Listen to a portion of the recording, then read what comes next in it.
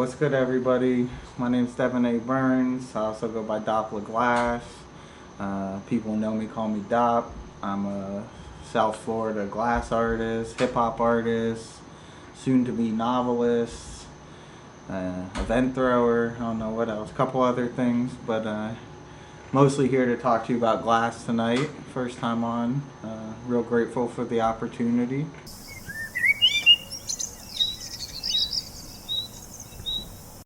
For sure, man. I really appreciate you coming on to the show. And yeah, man, let's just get real with everybody and just talk about like what we're into, Hell yeah, as you can see, we're here. We're on scene. We're in the shop. This is where all the magic happens. We're gonna show you some shit I do out here. Link you up with some shit you ain't gonna see out here. But yeah, man, let's go. Let's get it. So how did you get into? We're gonna talk about the music and stuff, but how did you get into the glass? Like, how did that journey start for you? For sure. So glass started with collecting glass, not blowing glass. I didn't know anything about how to blow glass. I started collecting glass when I was probably about 15 years old, and I've been steadily growing that collection for 20 plus years now. I still have almost everything I've ever collected, broken or not. And one day, literally, me and a buddy said, "You want to try to blow glass?" We were collecting glass together, buying shit off Instagram every week, new artists, this and that. So we're in the community, and my wife went out of town, and I built my entire glass studio in one weekend. My first studio in the corner of my garage. And that's how glass started, just burning myself, cutting the shit out of myself, all the typical things, a lot of frustration, all glass blowers go through at the start. That's a couple years of that before I even had anything really popping, started the Instagram. And actually the first cool thing, a local glass group called Lost Boys Glass, Trouble the Maker, he hit me up and asked me to come down to the shop, sort of check it out. They enjoyed following my work, and we started doing much bigger projects together. They started putting my work onto things I couldn't build yet. And because of that, I started developing what I could put on to different things, as opposed to learning how to just make pipes or make a bong or a bubbler or a rig or something like that. I spent a lot of time learning how to put the art that goes onto the pieces, so that my friends could concentrate on what they were learning, and I could learn new things that we could put together to make things we could not make any other way.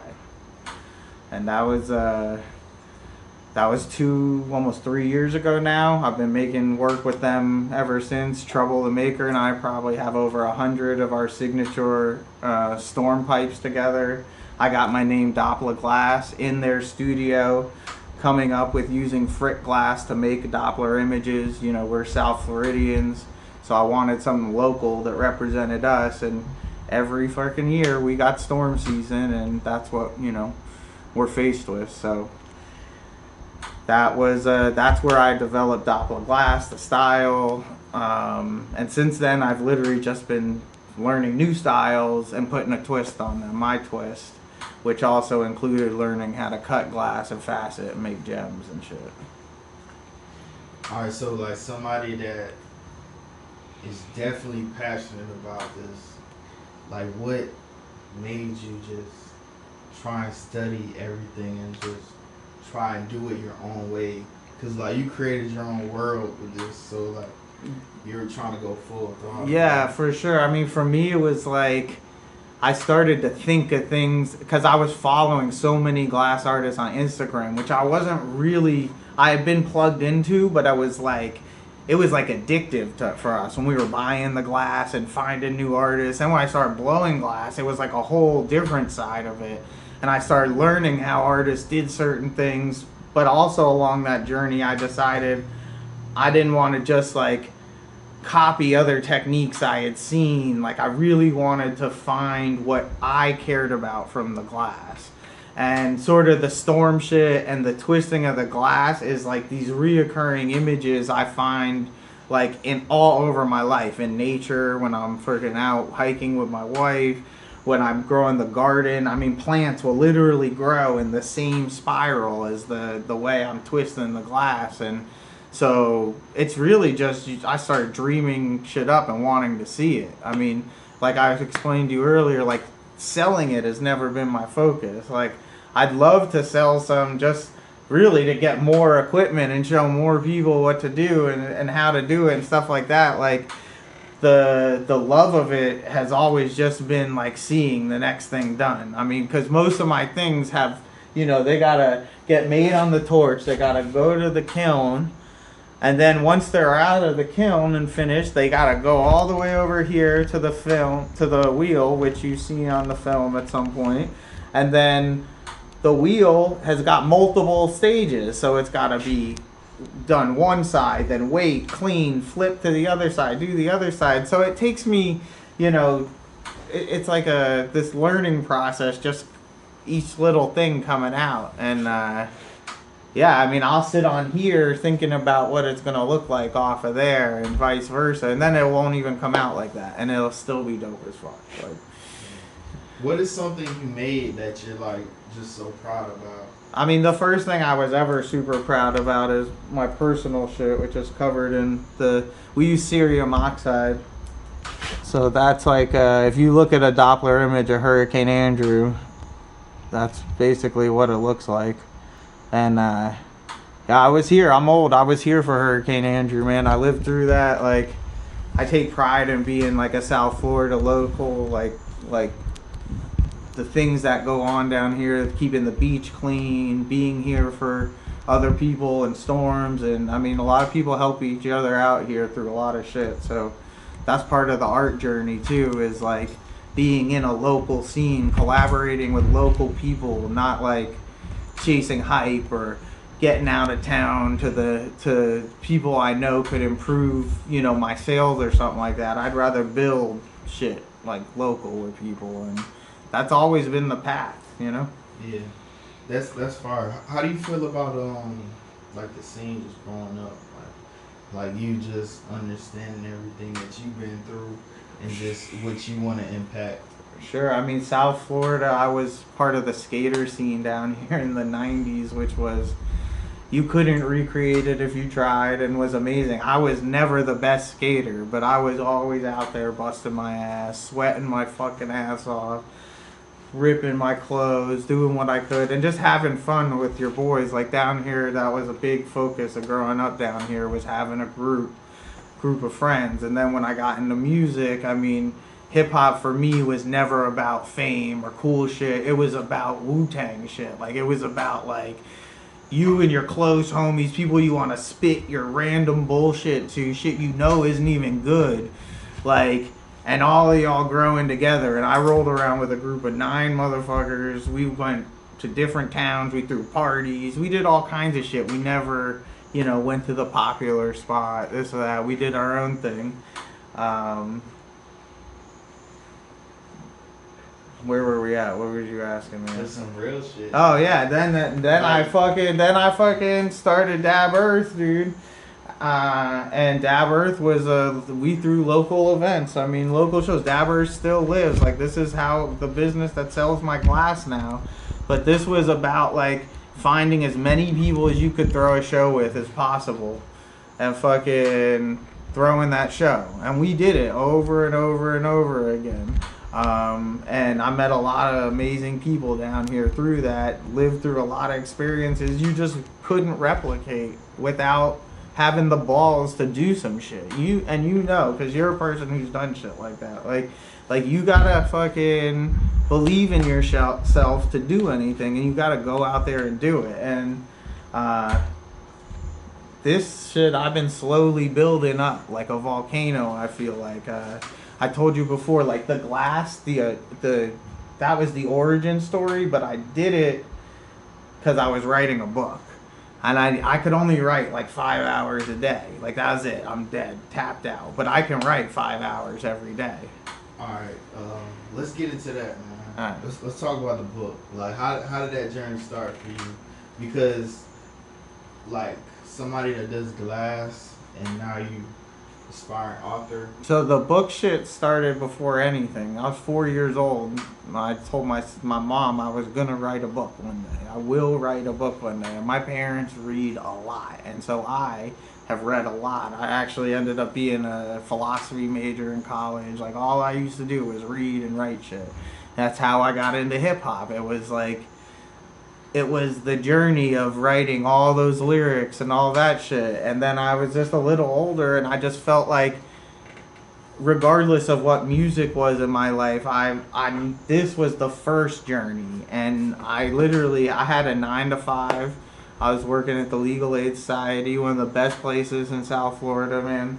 And I worked there for almost 10 years, and then I left and I started writing the book, and everybody there knew about it. Like, they all supported the journey, and it took like 5-6 years to finish writing a book, editing it, working with people for cover art, formatting, and that's finally getting to that point to put on Amazon. And that was, while I was in the process of writing the book, is why I committed from the hobby of blowing glass that I started to like, to let's try to turn this into maybe a little side business, like a side hustle was what it started as. And what it is still, because of my focuses. So it's like, yeah, hopefully when the book gets published, that'll be just, racking it up, and I don't have to, I can keep just blowing glass for the love and writing more books. Like, the books are a journey, like music. Like, this is book 1. I don't even think this is nearly the best book I'm ever gonna write. Like, this is like, I didn't go to school to write books. I don't have connections like that. So like, this was like me teaching myself how to write a book. I took a 1,000-word short story and I wrote a 500-page book. You know what I mean? And it's dense and it meanders, and it's got like a Quentin Tarantino-ish type vibe. Like, I took the movies I liked and infused them into it, and hopefully people are ready to take that journey, because that's going to be crazy. Like,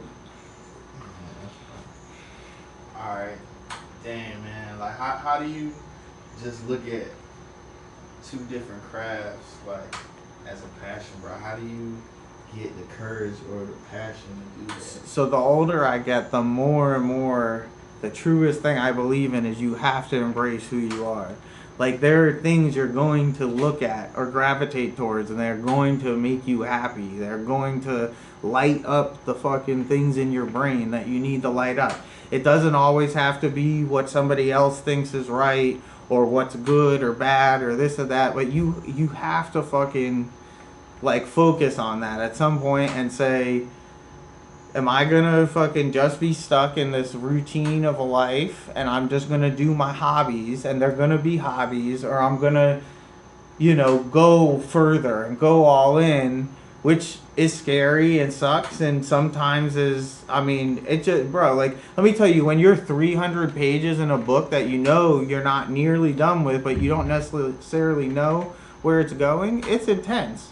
And that's like how it is with anything. You make an album before you let anybody hear the music. I know and like, nobody could care. Most of the time, people who are artists, especially smaller scale artists, know this.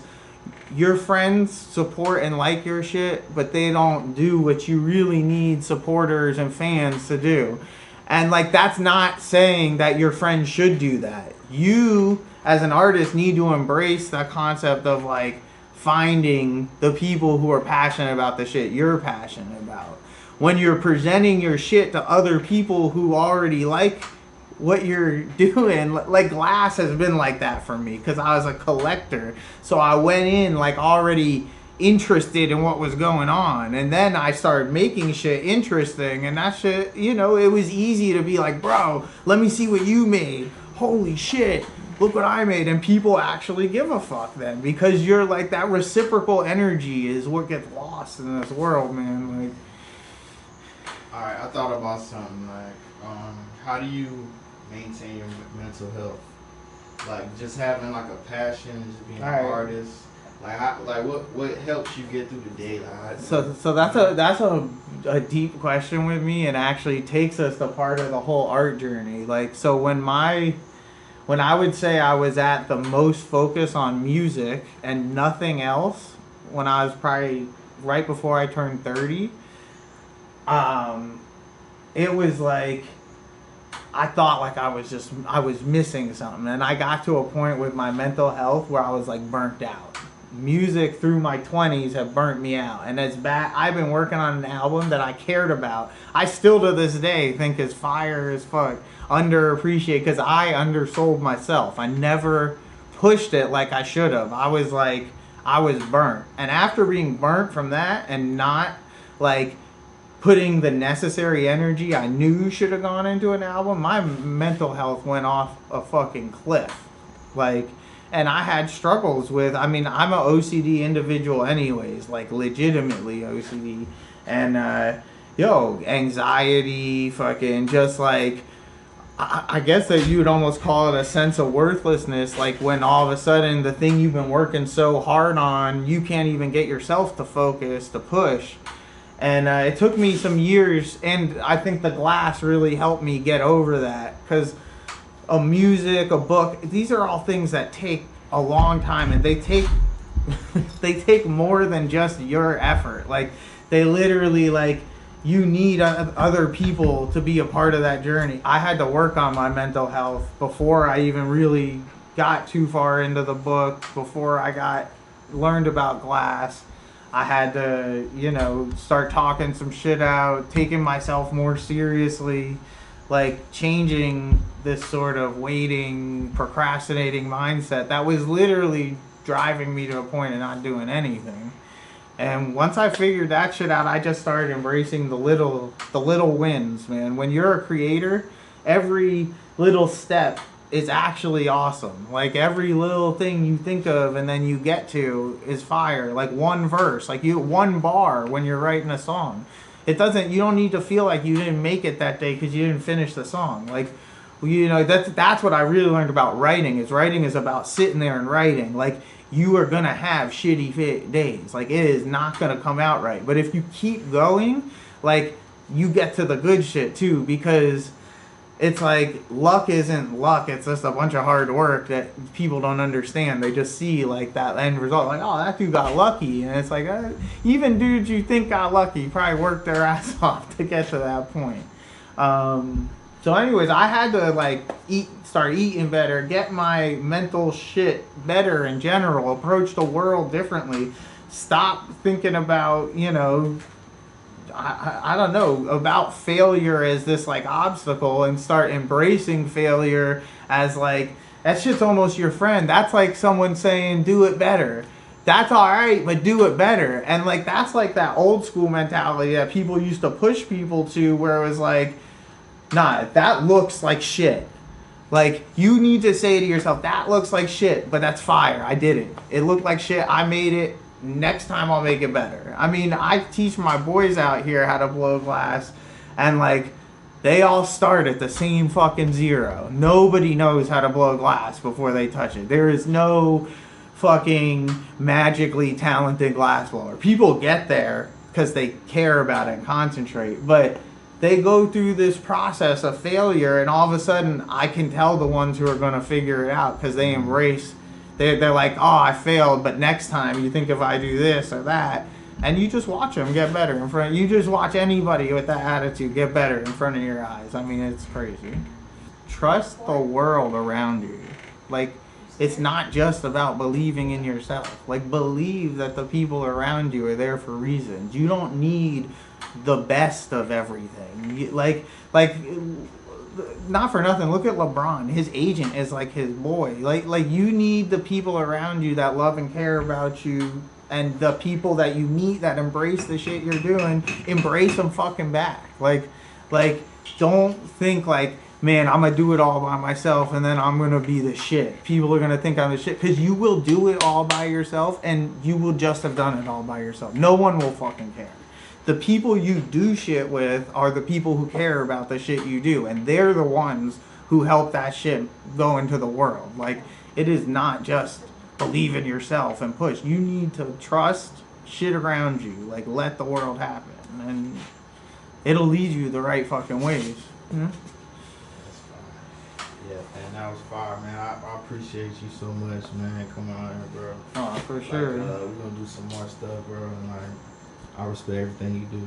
Anytime. Like I said at the start, I've been following you from the sidelines for a long time, respecting, just watching, learning about local people. Like I think that direction is just the direction people need to embrace and go, and like we can all move so much better as units and shit like that, not as little separate things. And yeah, man, I want to thank you. I want to thank my parents, my wife, my homies, you know, everybody who makes this shit possible. Like I literally, my 5 dogs, not 4 or 5.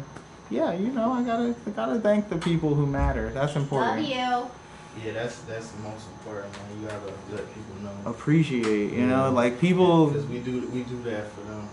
Yeah, for sure. It's all a circle at the end. Exactly.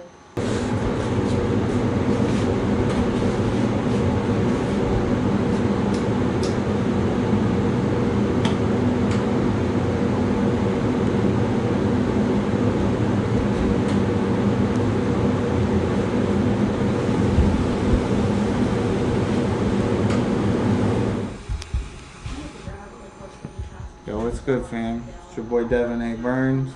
Out here with Respect the Vibe. Doppla Glass, you can find me there. At Dab Earth, you can always find me there. Support your locals. Support your friends. Much love. Crazy shit.